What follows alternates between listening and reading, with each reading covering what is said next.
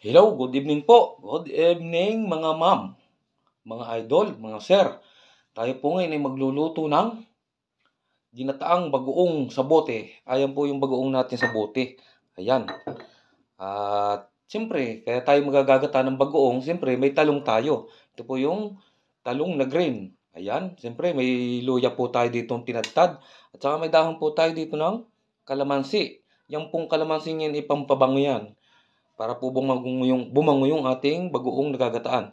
Ito po yung siling pula at ito po yung isang malaking siling pang sinigang. Pinutol ko po yan, natikot, sobrang laki po. Saka ito po yung ating sibuyas. Ito po yung sibuyas na malaki. Ayan, hiniwa na po natin yan. At siyempre may paminta po tayo dito. Iba naman po ang lasa ng paminta sa dyan po sa sili. At siyempre ito po yung ating tatlong buong nyog. Yan po yung pure na gata. At saka po gagamit po tayo ng mga isang kutsarang isang kutsaritang sugar lang dito. Ayan. At siyempre gagamit din po tayo dyan ng seasoning. Nasa inyo na po kung anong seasoning ang inyong gagamitin. At siyempre ilalaga po muna natin yung talong para isawsaw dyan sa ating bagoong na ating gagawing ginataan. Okay po, at umpisa na po natin yan. Wala na pong patumpik-tumpik pa. Ayan po, ilalagay na po natin yung ating gata. Ito po yung ating pure na gata. Ito po yung unang piga. Ayan. Ilagay na po natin dyan sa ating lutuan. Pagmamantikain po natin yan. Ayan, ilahat na natin. Sayang naman ang gata natin. Ayan na, kulo ano po yung ating gata.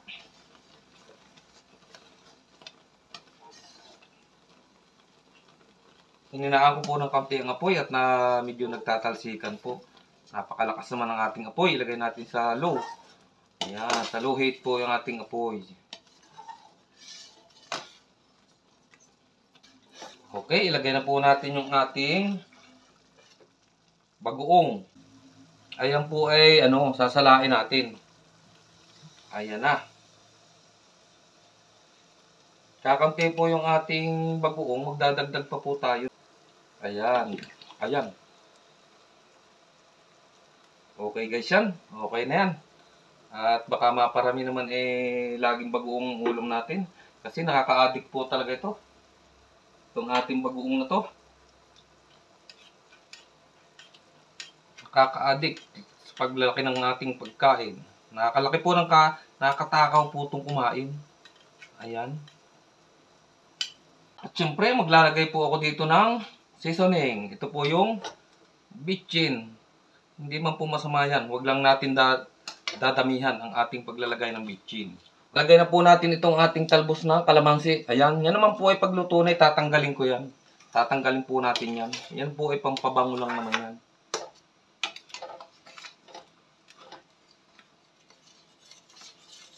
Napakadali pong lutuin ng bagoong. Simpleng-simple lang po. Ayan. At syempre po, ilalagay na po natin itong ating yung luya. Ayan po, yan ay tinadtad ko po at yan ay kinakain ko po yung luyang yan. Ayan. Ilalagay ko na rin po yung ating sibuyas. Saka po itong ating ground black pepper. Ayan. Para po habang naluluto siya, luto na rin po yung ating sibuyas.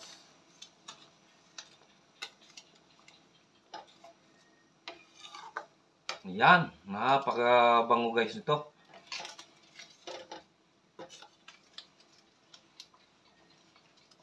Halo-haloin lang po natin. Ayan. Kasi po yung ating lutuan ay stainless eh. Ayan. Baka po dumikit sa ilalim.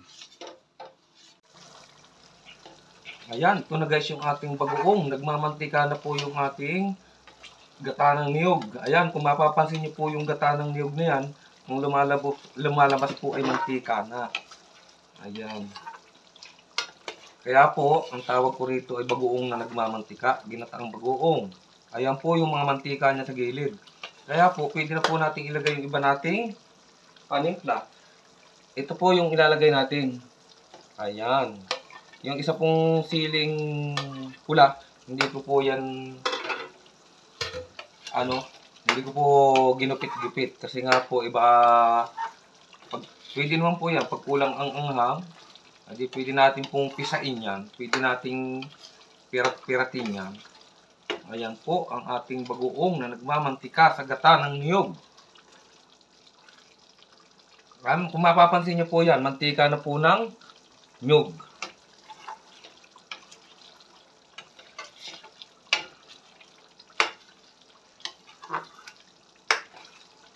Ayan na po ang ating pong sausawa ng talong.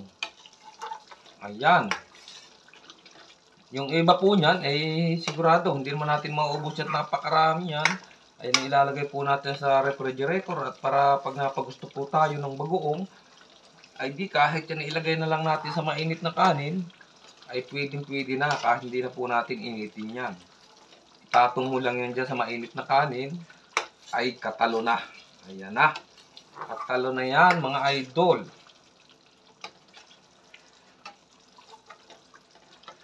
Ayan na po yung mantika niya. At sa ilang sandali po ay pwede na po natin itong tanggalan ng apoy. Yan, isang kutsarita lang po ang nilagay natin dyan.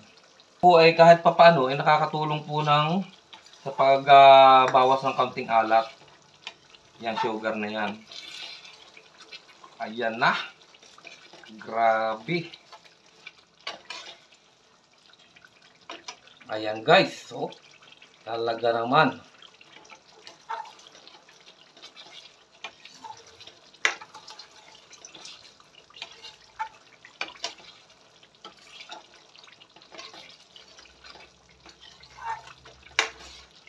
Ayan. Malapit na nating tanggalan ng apoy. Mga 1 minute na lang. Okay na to. Kasi yung mantika niya talagang lumulutang na. Okay na po yan. Tanggalan na po natin ang apoy. Luto na po yan. Kasi po talagang marami na pong mantika.